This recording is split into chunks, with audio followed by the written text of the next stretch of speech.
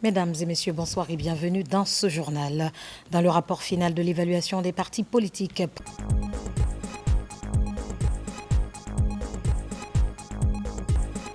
et le moratoire de 90 jours, l'administration électorale prépare la dernière phase de l'opération. Les détails dans ce journal. Usage des des enseignants de l'Institut des mines et géologie, représentants de quelques sociétés minières et agents de sécurité bénéficient d'une formation sur la problématique. L'objectif est de contribuer à la sauvegarde de l'environnement. 2 Guinéens sont récipiendaires du concours international de la Fondation Mohamed VI des oulémas africains. Leurs prix ont été présentés hier à l'UGLC de Sanfonia. C'est tout pour le sommaire.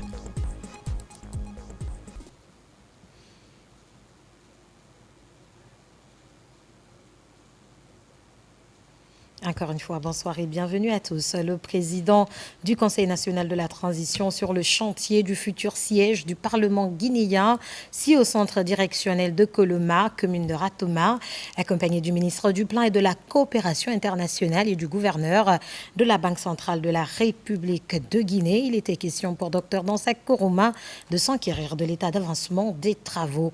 Abdoulaye Diallo, Taban Sila, Youssouf Kamara. Sur les pas du président du Conseil national de la transition, des conseillers nationaux, des membres de son cabinet ainsi qu'une forte délégation gouvernementale composée du ministre du Plan et de la Coopération internationale et du gouverneur de la Banque centrale. Ensemble, ils évaluent le niveau d'exécution du chantier de construction du siège de l'Assemblée nationale. Les travaux ont démarré en août 2024. Vous imaginez, en quelques mois seulement, nous sommes à 20%. Ça veut dire si les différents goulots d'étranglement sont levés, on ne va pas attendre le délai contractuel. L'infrastructure pourra être achevée avant cette date-là, en tout cas avec le niveau d'évolution actuel. Et aussi, c'est un constat d'espérance, dans la mesure où le président de la République a mis à disposition de ce projet tous les moyens dans le cadre de la contrepartie guinéenne pour ne pas que les travaux, les tâches qui doivent être exécutées par le maître d'ouvrage ne retardent pas. Sur le site, ouvriers chinois et guinéens travaillent 24 heures sur 24 dans le but de respecter le délai du contrat. Du côté de la Guinée, le gouvernement promet de mettre les bouchées doubles pour faire face aux difficultés énumérées par les partenaires chinois. Son Excellence le général Mamadi Doumbouya, au mois de septembre, on était en Chine pour le FOCA, la coopération Afrique-Chine. Il a dédié la coopération entre la République Guinée et la République populaire de Chine comme pas un partenariat stratégique, mais c'est un mariage. Dans ce mariage, il faut avoir des enfants. Donc l'un des enfants aujourd'hui de ce mariage, c'est cet édifice-là qui va être vraiment le témoin de le partenariat stratégique entre la Guinée et la Chine. Nous sommes dans une refondation, mais aussi nous sommes en phase d'élaboration du programme de développement économique et social responsable et durable, le programme Simandou 2040. Donc ces infrastructures-là vont rentrer désormais dans ce programme de développement de notre pays. La construction du siège de l'Assemblée nationale figure parmi les priorités que s'est fixé le Conseil national de la transition. 5 mois après le démarrage du chantier, le niveau d'exécution obéit à l'esprit de la refondation. Sur les 5 ouvriers que j'ai demandés, il y a au moins 4 qui travaillent aux alentours du chantier, ce qui est extrêmement important.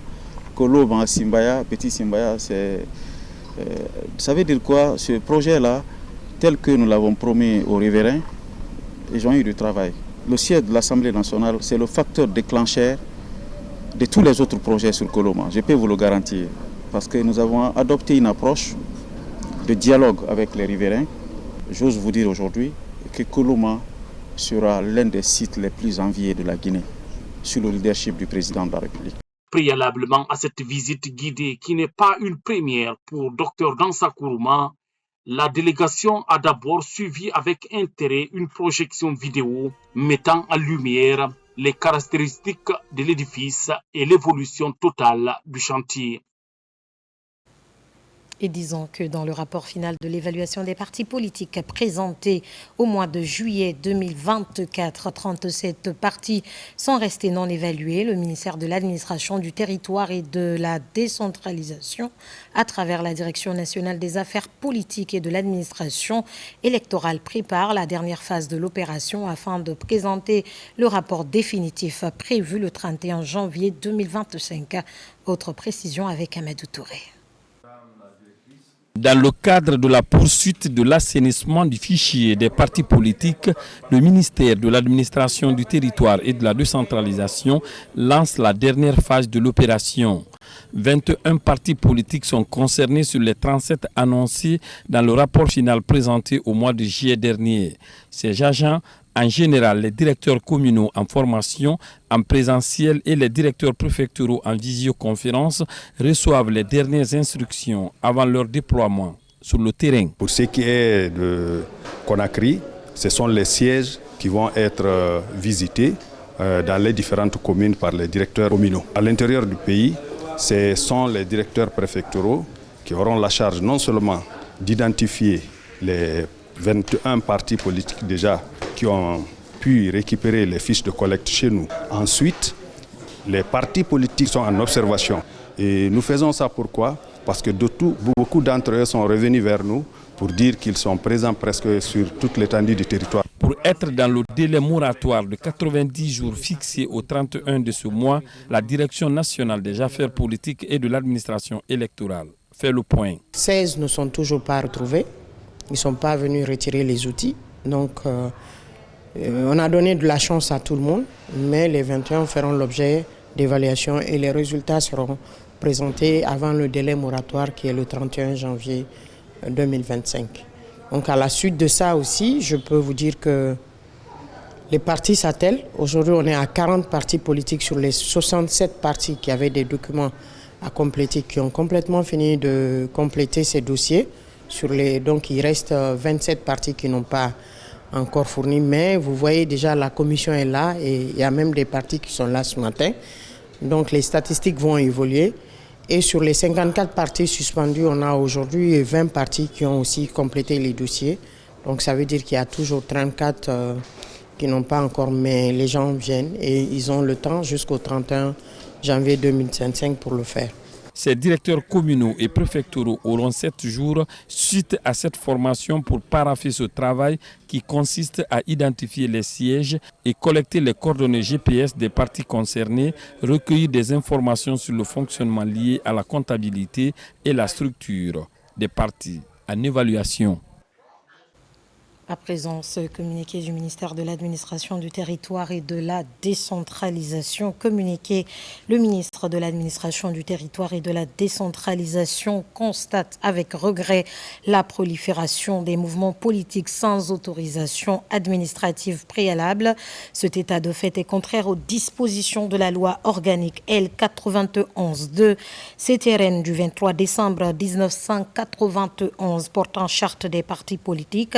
En conséquence, il est demandé à tous ces mouvements politiques de cesser immédiatement leurs activités et de soumettre une demande d'autorisation administrative auprès de notre ministère pour leur existence légale. Par ailleurs, le ministre invite les institutions nationales et internationales, les partenaires techniques et financiers à cesser toute collaboration avec les 54 partis politiques suspendus jusqu'au 31 janvier 2025, conformément aux conclusions du rapport final de l'évaluation des partis politiques de 2024. À l'expiration de ce délai, des dispositions supplémentaires feront l'objet de nouveaux communiqués.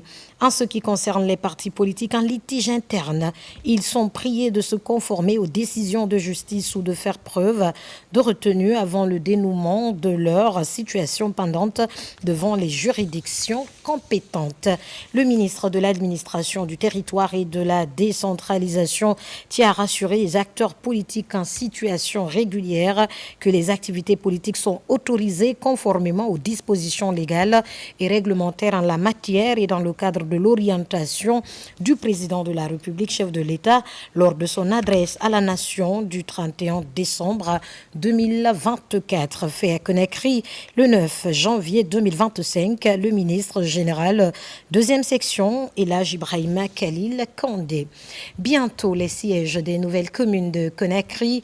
La pose de la première pierre a eu lieu dans les différentes municipalités de la capitale. Le ministère de l'administration du territoire, le gouvernorat et l'ANAFIC sont sur le terrain pour la réalisation de ces infrastructures. Autre précision avec Moussa Bangoura et Ousmane Kamara.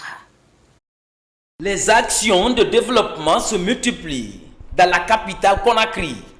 Après Kagdele, Tombolia et Lambagny, c'est au tour des communes de Bessia, Sonfonia, Sanoya et Mania de recevoir la mission du gouvernorat de Conakry et du ministère de l'administration du territoire pour la pose des premières briques des travaux de construction des sièges des nouvelles communes. C'est un exercice qui nous a été recommandé par le président de la République, le général d'armée Mamadi Doumbouya, qui veut que ces nouvelles communes soient à l'image de tout ce que nous faisons aujourd'hui à travers la vision Simandou 2040, qui dans un de ses axes, qui est l'axe économique, veut faire profiter, n'est-ce pas, les ressources naturelles de notre pays à toutes nos populations. Je voudrais d'abord remercier M. le Président de la République. Les ressources sont non seulement disponibles, mais qu'elles ont été transférées à 70% à la commune pour pouvoir exécuter les travaux. Et je voudrais que l'entreprise se conforme au cahier de charges et que le travail soit fait selon les qualités requises. Au total, 7 nouvelles communes vont sortir de terre dans les mois à venir. Ces édifices publics vont comprendre 2 bâtiments de 2 étages chacun, des salles de conférence et une quarantaine de bureaux. Bessia, dans son entièreté en tant que commune urbaine de la ville de Conakry, nous exprimons le message de soutien, d'accompagnement, d'appui. Nous restons un seul homme aligné derrière lui pour que cette transition, Une fierté comme pas possible. La première s'est tenue. Sanoya aura désormais son siège administratif et à jamais, au même statut que les communes anciennes comme Kaloum, comme Matam, comme Matoto. Population de Mania. On a besoin de tous les ouvriers, tous les jeunes qui ont des talents, qui ont des compétences pour faciliter la construction et l'achèvement de cet ouvrage. Sur le financement de l'ANAFIC, à travers le Fonds de développement des communes de Conakry, le gouvernement veut aller vite pour rapprocher davantage l'administration centrale des populations à la base.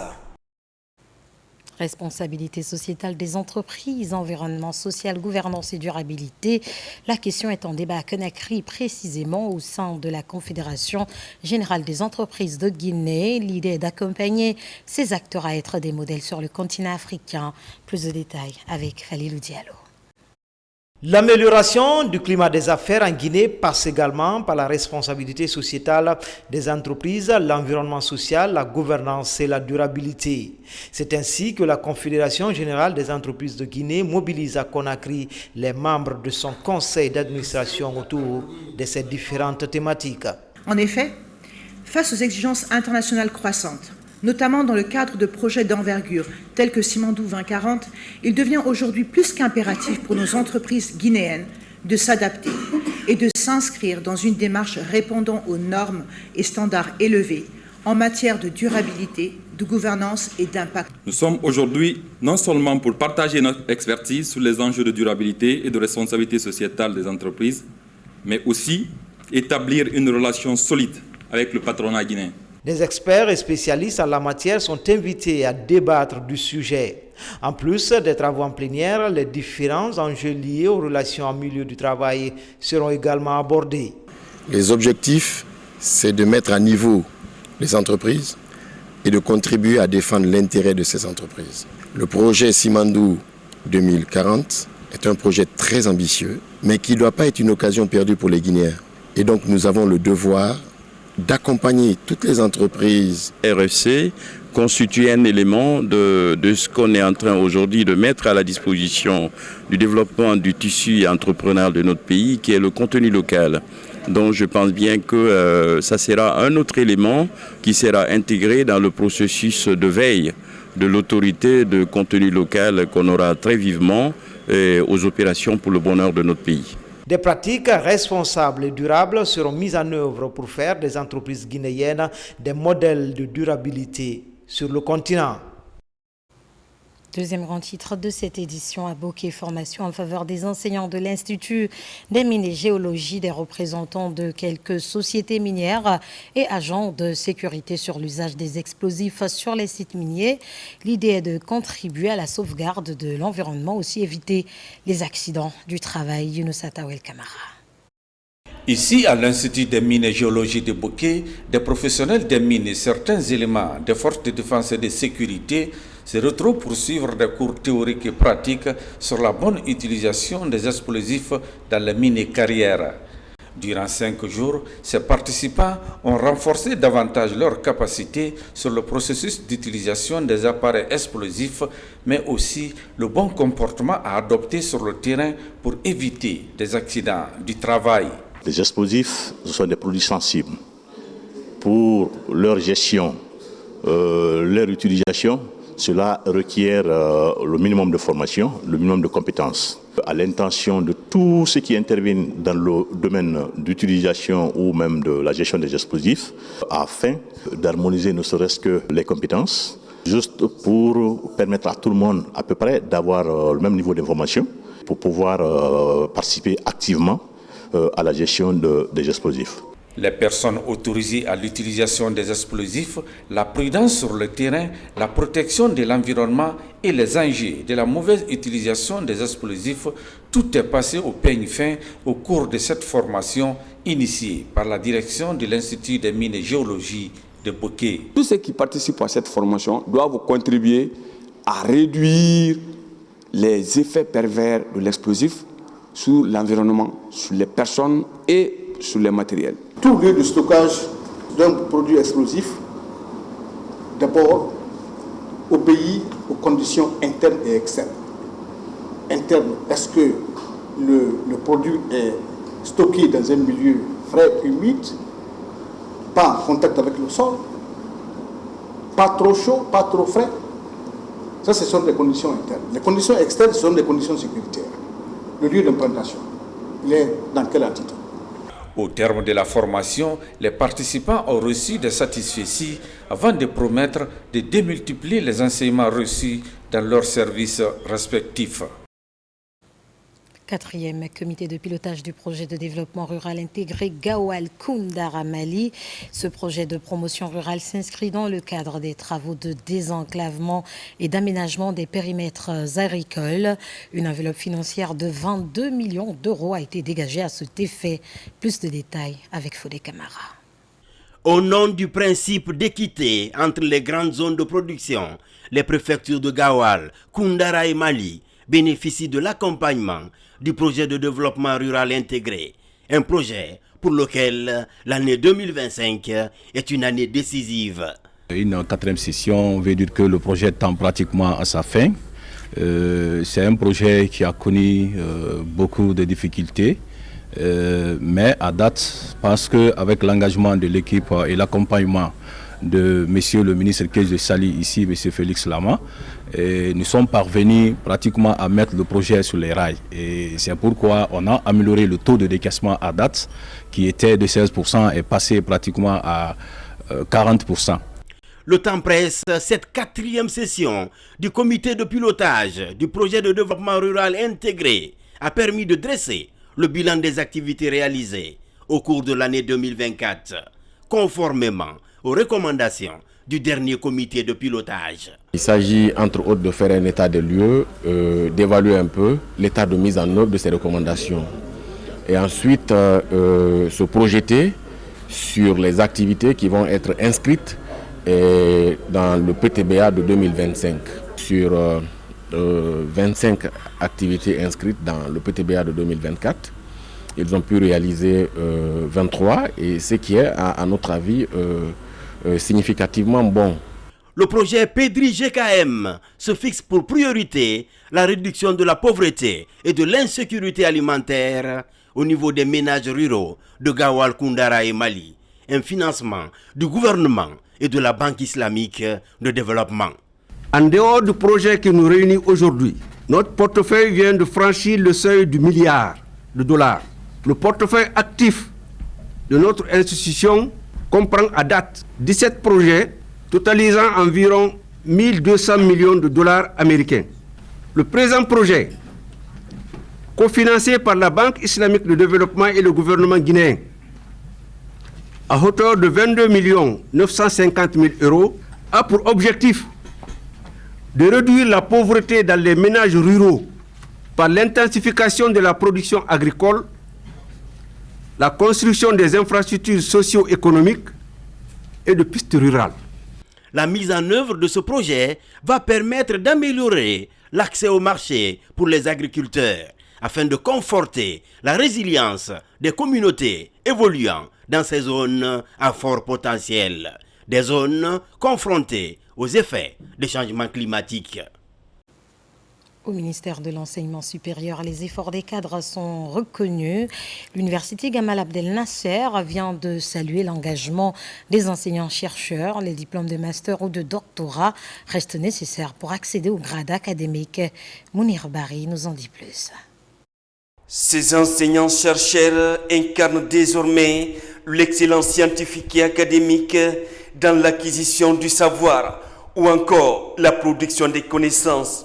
Pour ces enseignants-chercheurs, c'est une nouvelle page à écrire avec des perspectives heureuses qui vont déboucher sur des grades académiques. On a vraiment attendu ce diplôme et enfin on l'a eu. On remercie Dieu. Certes, ça a pris du temps, mais c'était pour la bonne cause. Il voulait que ce soit des diplômes bien traités, que les données soient valides. Cette cérémonie marque une étape cruciale et unique au sein de l'administration universitaire guinéenne.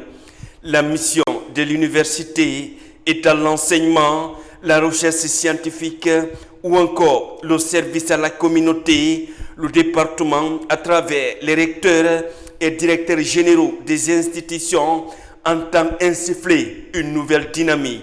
Le ministère de l'Enseignement est en train de créer toutes les perspectives possibles pour exceller dans la recherche. Donc c'est de se concentrer, c'est pas facile, mais c'est d'avancer. Et la finalité, c'est ce que vous voulez de voir. Participer à la production de connaissances, et je ne le dirai jamais assez, notre université, les institutions d'enseignement supérieur en général, doivent prendre toute leur place dans la production de connaissances. Dans les nations qui se développent, ils se développent sur la base de procédures basées sur des faits, sur des preuves. Il n'y a pas meilleure façon de le faire que la recherche. La nouvelle vision du ministre de l'Enseignement supérieur, de la recherche scientifique et de l'innovation est de former pour le marché guinéen et étranger à travers des diplômes authentifiés et certifiés au sein du Conseil africain et malgache pour l'enseignement supérieur CAMES. Je vous le disais au sommaire, les gagnants du concours international de la Fondation Mohamed VI des oulémas africains sont désormais connus. Parmi les récipiendaires, Dr Aminata Diallo et Professeur Imorana Kaba. Leurs prix ont été présentés hier à l'Université Générale Lansana Conté de Sonfonia. Marwan Kamara était de la partie, voici son compte rendu. Dr Aminata Diallo et Professeur Imorana Kaba font partie des lauréats qui ont remporté le prix de la Fondation Mohamed VI des oulémas africains au Maroc. Un concours international qui a connu la participation de plusieurs pays d'Afrique, dont la Guinée. Pour célébrer les lauréats en Guinée, le département de la langue et civilisation arabe de l'Université Générale Lansana Conté de Sonfonia a organisé cette cérémonie. Il était question de faire honneur à deux de nos anciens chercheurs qui ont obtenu des prix avec la Fondation Roi Mohamed VI. C'était pour nous un honneur et un agréable plaisir de les accompagner et de les encourager. Parce que ça permet aussi d'encourager d'autres enseignants-chercheurs pour obtenir les bons résultats. Cette journée de reconnaissance et de galvanisation a mobilisé les enseignants-chercheurs et étudiants de la langue arabe de Symphonia. L'occasion est aussi mise à profit pour attribuer des satisfecits aux lauréats et autres enseignants-chercheurs pour leurs contributions dans divers domaines scientifiques. C'est vraiment un honneur pour nous parce que même si on est honoré à l'étranger, on a besoin de ça aussi chez nous en Guinée. Donc je remercie l'université pour cette cérémonie. C'est un plus d'encouragement, donc c'est un défi qu'il lance en nous et ça nous donne la confiance en soi que vraiment de nous lancer dans d'autres concours internationaux qui sont dans les pays du Golfe. Donc pour prouver une fois encore à nos collègues, oui, dans la recherche, on peut évoluer, on peut se valoriser. Cette initiative témoigne de l'engagement de la Fondation à promouvoir l'excellence et les valeurs spirituelles communes tout en renforçant ainsi le rôle du Maroc dans le rayonnement de la culture religieuse et académique en Afrique. Nous poursuivons cette édition à l'Université de la Baie. Les enseignants-chercheurs bénéficient d'une formation à Microsoft 365. Cette séance de renforcement de capacité leur permettra d'améliorer leur méthode d'enseignement. Abdoulaye Diallo, Sarafdine Diallo. Qualifier l'enseignement supérieur et la recherche scientifique, c'est l'objectif de cette série de formations enclenchées à l'Université de la Baie. Depuis plusieurs mois, ils se familiarisent avec l'outil Microsoft 365, un outil à travers lequel ces enseignants-chercheurs au nombre de 70 peuvent désormais tenir leurs cours, même à distance. Cette formation nous permet d'intégrer le numérique dans nos activités. Aujourd'hui, je peux vous assurer qu'à l'Université de la Baie, nous avons moins de 5% d'enseignants qui n'ont pas bénéficié de cette formation. Nous avons appris à paramétrer l'outil, mais aussi nous avons découvert des applications qui vont permettre aux enseignants-chercheurs d'améliorer leur productivité, de collaborer, de co-construire des initiatives, mais aussi et surtout de pouvoir renforcer leur capacité de dissémination du savoir, mais aussi des connaissances. Cette remise des niveaux sur le numérique est pour les bénéficiaires une source de motivation qui reflète leur engagement à donner le meilleur d'eux. Une formation qui est vraiment intéressante et qui nous permettra de faire les enseignements en classe. Avec cette formation, nous pouvons faire toutes les activités avec le Microsoft 365. Ces dernières années, l'Université de la Baie est dans une dynamique d'innovation sur le plan pédagogique, infrastructurel, ainsi que sur la qualification du personnel enseignant. Le monde du système de l'enseignement supérieur, dominé par les technologies de l'information et de la communication. Cet atelier qui est indispensable dans l'enseignement, un plus dans la recherche, et un plus dans le travail collaboratif. Cette série de formations continues à l'endroit des enseignants-chercheurs va contribuer à améliorer la qualité des cours et valoriser les diplômes à l'Université de la Baie, conformément à la vision du ministère de l'Enseignement supérieur, de la Recherche scientifique et de l'Innovation. Et puis cette école franco-arabe de 3 classes dans la commune rurale de Saladou, c'est un don des fils ressortissants de la localité pour encourager l'éducation à la base. L'école a été inaugurée le week-end dernier par le directeur de cabinet adjoint à la primature, Ousmane Bangora. Nous sommes à Faraba, commune rurale de Saladou, dans la préfecture de Mandiana, en Haute-Guinée. Cette localité de la région de Kankan vient de bénéficier d'une école franco-arabe de 3 salles de classe, d'un bureau et d'un bloc latrine de 4 cabines. L'infrastructure a été entièrement réalisée et équipée par les fils ressortissants de la localité. Elle porte désormais le nom du feu général Souleymane Kelfa Diallo, ancien chef d'état-major de l'armée guinéenne. Ce n'est pas la première fois.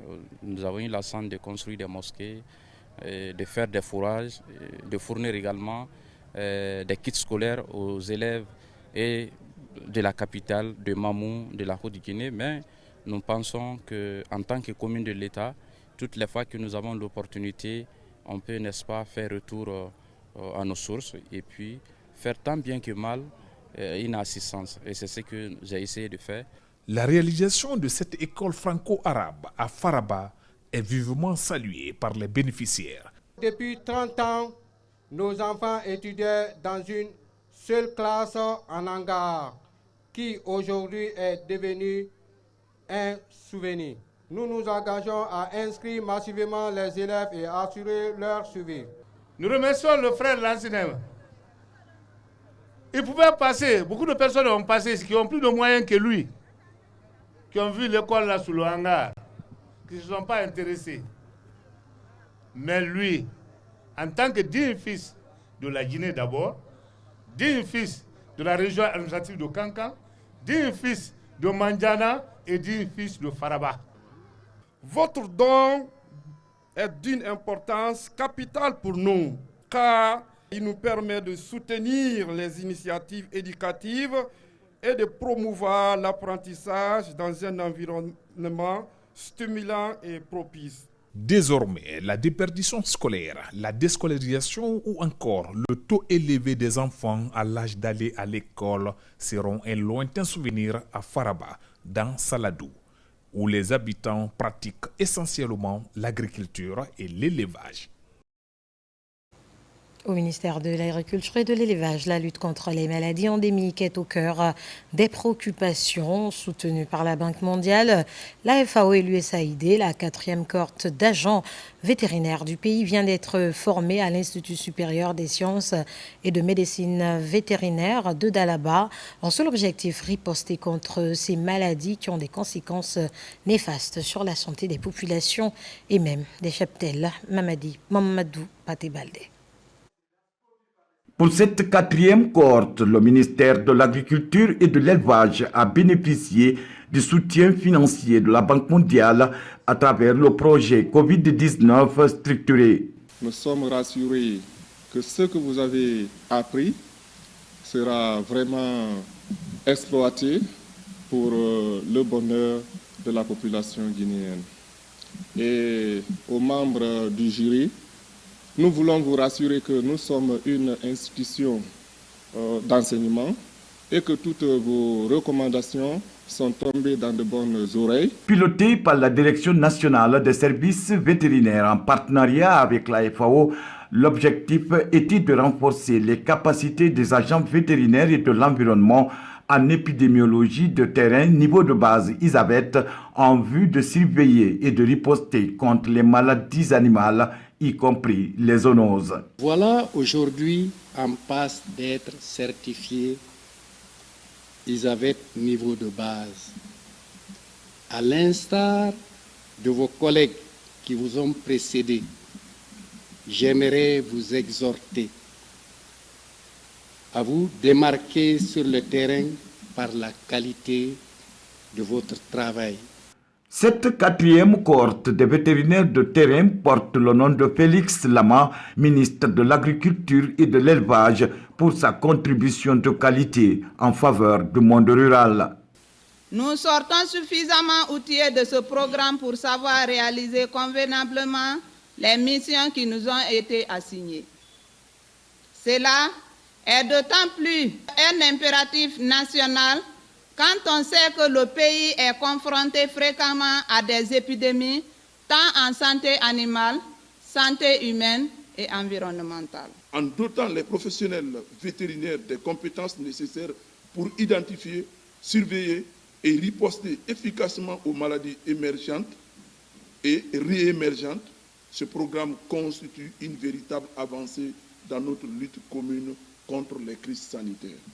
Après la présentation du rapport d'évaluation des stagiaires, ces récipiendaires reconnus d'office comme épidémiologistes de terrain niveau de base ont reçu leur certificat de fin de formation en guise de reconnaissance par le programme ISAVET. Le projet de développement de l'agriculture commerciale fait du chemin à l'intérieur du pays. À Kankan, rendez-vous régional est organisé pour structurer le secteur de l'élevage. Un rendez-vous qui annonce la mise en place des interprofessions. La suite avec Diamankava. La ville de Kankan est à l'honneur pour répondre aux attentes du monde rural. La coopération est renforcée afin de contribuer à mettre en place des conditions favorables pour le développement de l'agrobusiness en Guinée. Au cœur du sujet, l'état de lieu organisationnel des filières bétail-viande et porcine. Il s'agit de trouver un engagement commun avant la mise en place des interprofessions. L'objectif de ce séminaire c'est permettre au secteur de l'élevage de se mettre ensemble pour atteindre les objectifs fixés, à savoir l'amélioration de leurs conditions de travail. Déjà, nous sommes dans la matière. Maintenant, nous allons prendre des bonnes dispositions pour que vraiment le secteur puisse marcher. Parce que si le secteur de l'élevage marche, ça rentre dans l'alimentation de la population. La feuille de route du projet de développement de l'agriculture commerciale est révisitée pour édifier les producteurs, transformateurs et commerçants. L'objectif reste le même, permettre aux investisseurs privés de s'impliquer davantage dans le processus de développement des chaînes de valeur. L'appui que l'autorité régionale doit faire, c'est de faire en sorte que l'ensemble des acteurs qui sont impliqués au niveau de ces deux filières soient mobilisés pour qu'ils puissent échanger et trouver une solution à cet épineux problème. Ce financement de la Banque mondiale compte accélérer la transformation du secteur agroalimentaire en un secteur agricole commercial performant, susceptible d'attirer des investissements privés. Au finish, il s'agit d'assurer l'approvisionnement des marchés à croissance rapide et créer des emplois et des opportunités économiques. Maintien de la paix et de la quiétude sociale en Guinée dans la préfecture de Boké. Une cérémonie de lecture du Saint-Coran est initiée par les fils ressortissants et résidents du district de Dabankou. Les imams et sages ont plusieurs fois lu le Coran pour l'unité et le progrès en Guinée. Marwan Kamara. La communauté musulmane du district de Dabankou s'est réunie en un seul point pour prôner la paix. À travers la lecture du Saint-Coran et des prières, elle apporte sa contribution au maintien de la quiétude sociale et pour la réussite de la transition en Guinée. C'est une initiative des fils ressortissants et résidents de Dabankou. Tout ce qui existe dans ce bas monde-là, qui n'est pas créé, c'est la parole de Dieu. Et cette parole de Dieu, c'est le Saint-Coran. Ça, c'est un deuxièmement, c'est la reconnaissance de l'ensemble de la communauté Diarra au bienfait du général Mamadi Doumbouya. Au cours de cette rencontre religieuse, le Coran a été lu plusieurs fois, suivi par des bénédictions pour le pays et pour les autorités. Une occasion pour les citoyens de cette localité d'exprimer aux autorités leurs difficultés liées au manque d'infrastructures sociales de base dans leur localité. Tout Dabankou est résolu en un seul homme pour accompagner les idéaux du président général Mamadi Doumbouya. Mais aussi, Dabankou souhaite avoir l'électricité, la route pour permettre aux populations de se vaguer librement à leur activité. Le centre de santé Agbo. Nous avons des difficultés liées à la finition de notre centre de santé. Il est en chantier depuis 2017 par l'initiative des fils ressortissants et résidents. Aujourd'hui, nous avons bénéficié des équipements, mais le centre de santé est toujours inachevé. Nous demandons aux autorités de nous venir en aide. Dabankou est un district de la sous-préfecture de Kolaboui dans la préfecture de Boké. Pour le progrès de cette localité, ses filles et fils se basent sur la cohabitation pacifique. Ils invitent aussi l'ensemble des Guinéens à favoriser la paix pour le développement rapide de la Guinée. Mesdames et messieurs, c'est la fin de ce journal. Merci de votre fidélité à la RTG. De mon côté, la joie fut immense de vous servir cette semaine. À très vite sur nos antennes si le propriétaire des temps et des circonstances le veut bien. D'ici là, prenez soin de vous. Au revoir.